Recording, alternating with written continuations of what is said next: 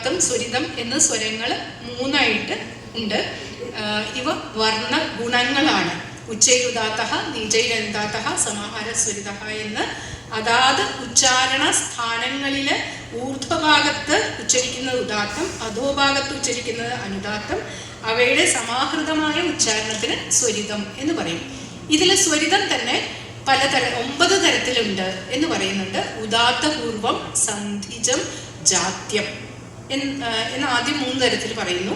പിന്നെ ഈ ഉദാത്തപൂർവം വീണ്ടും 5ആയിട്ട് വൈവൃത്തം അല്ലെങ്കിൽ പാദവിവൃത്തം, തൈരോവ്യഞ്ജനം, തൈരോവിരാമം, താഥാഭാവ്യം, പ്രാതിഹതം എന്ന 5 തരത്തില് ഈ രണ്ടാമത്തെ അല്ല, ഉദാത്തപൂർവം 5 തരത്തില്.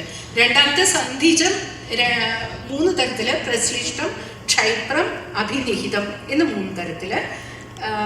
ഇങ്ങനെ ഇതെല്ലാം കൂടി ചേരുമ്പോൾ 9 തരത്തില് അവസാനത്തെ ജാതിയാണ്.